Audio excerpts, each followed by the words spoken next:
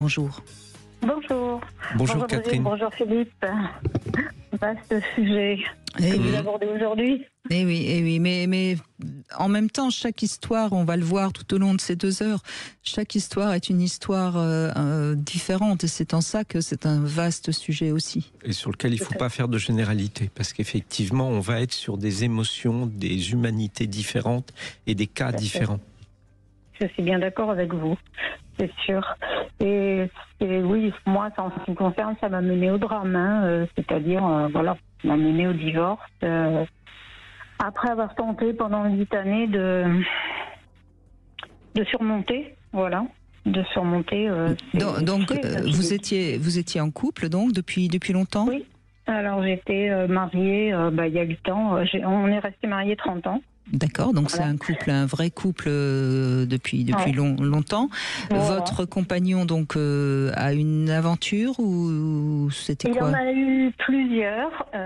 a eu plusieurs. Bon, j'ai eu des moments où j'ai eu des doutes, mais bon, sans plus, on va dire, parce qu'il arrivait toujours à retomber sur ses pieds, comme on dit, quand je l'interrogeais ou quand j'essayais de savoir. Voilà, sauf qu'il y a eu une fois où nous étions en vacances et voilà, il s'est fait avec un membre de sa famille une soirée avec deux prostituées, quoi, en fait, voilà. Et je l'ai su. Voilà, je l'ai su. Après l'avoir cuisiné pendant des jours, il me l'a avoué ensuite. Et après, il s'est rétracté. Voilà. Donc, ça a été comme ça, en yo-yo, pendant pas mal de temps. Et voilà, je demandais juste de me dire la vérité, quoi, parce que je savais que ça avait existé, je savais que ce qui s'était passé, je voulais juste En fait, je crois que j'aurais pardonné, j'aurais pu passer outre s'il avait fini par m'avouer, quoi, s'il me l'avait dit. Voilà.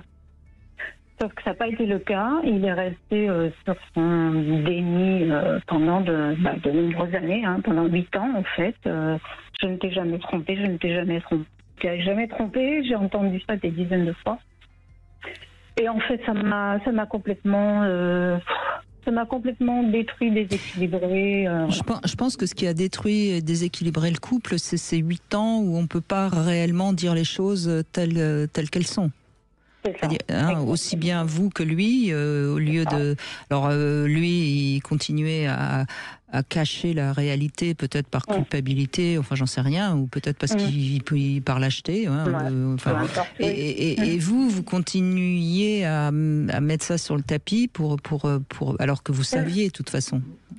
C'est ça, exactement. Là, on est sur la 2e blessure de l'adultère, et celle-là, elle n'est absolument pas obligatoire.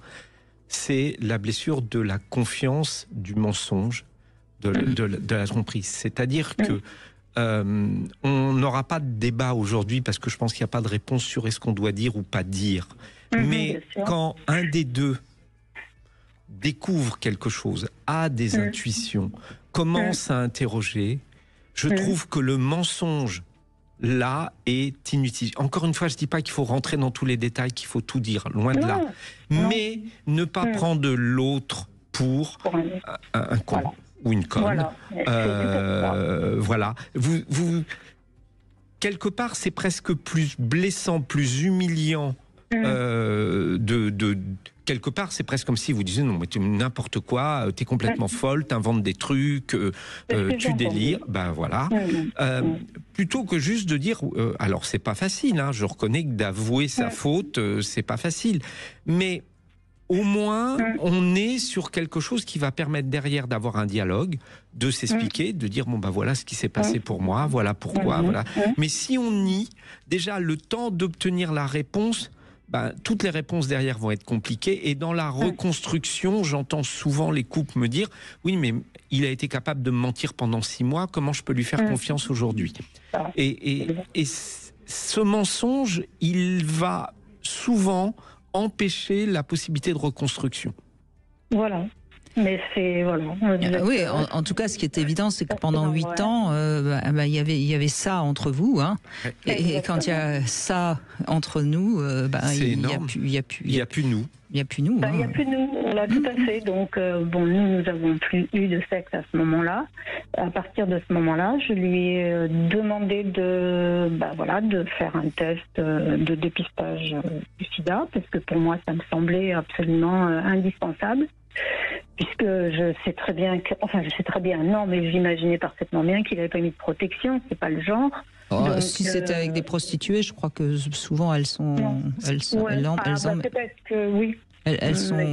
protègent quand même. Elles se protègent. Bon. Enfin, pas toutes évidemment, mais dans l'ensemble. Ouais. Et il n'a pas voulu faire le test. Le premier jour, quand il a fini par me dire que oui, ça s'était produit, il était dans la piscine, truc machin, m'a donné quelques détails, mais très peu, et que le lendemain, il s'est rétracté en me disant mais non, je t'ai jamais dit ça, t'as fabule, t'es une folle, donc voilà.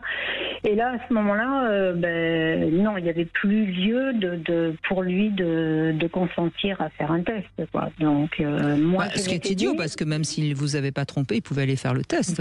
C'est ce que je lui dis. Donc, je lui ai répondu, je lui ai dit si t'as pas, tu peux le faire.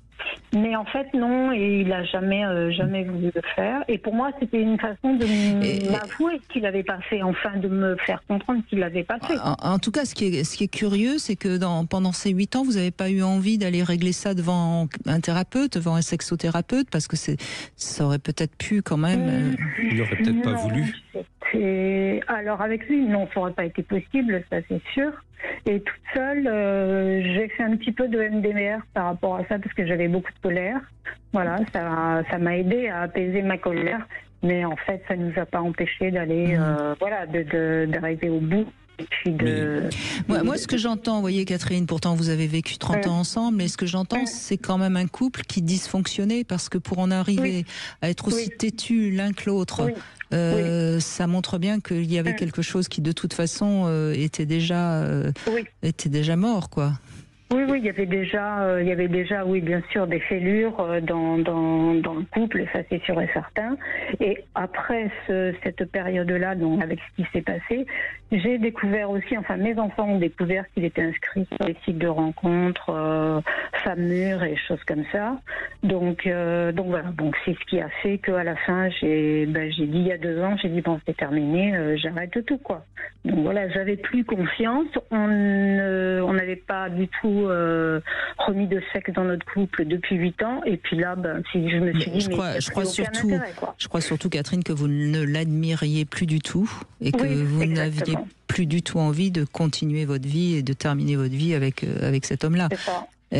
Et que je dirais presque, excusez-moi, peut-être que si ça vous convient pas ce que je dis, je m'en excuse, mais je pense que au fond, c'est même pas ce qu'il a fait qui vous a fait le partir, c'est la manière dont il a réagi. Oui, tout à fait, c'est ça. Oui. C'est ce manque de respect, ce mensonge. Oui. Et puis de toute façon, on peut lâcheté, on peut rien reconstruire si rien n'est reconnu. Pour construire, il faut déjà reconnaître qu'il y a quelque chose qui a été cassé. Donc je pense que lui voulait rester sur un statu quo, dans une lâcheté à ne pas reconnaître. Et voilà, donc effectivement, il n'a pas donné de chance au couple. Je ne juge pas ce qu'il faisait, mais c'est la manière dont il réagit qui est... Il vous a donné aucune chance, en tout cas. Et c'est là-dessus que je mets l'accent, en fait, c'est que je me dis que déjà de le dire et de le reconnaître, on a tous le droit de faire des erreurs. Après, on peut en discuter, ça convient, ça convient pas, mais déjà de le reconnaître, quoi. C'est une forme de respect, ce que vous disiez tout de suite, c'est une forme de respect, quoi. Et je me suis pas sentie respectée du tout, quoi. Et ça a été, pour moi, ça a été le début de la fin. Eh vous vous êtes respectée et vous l'avez quitté. C'est absolument. Merci beaucoup, Catherine. Merci de ce témoignage.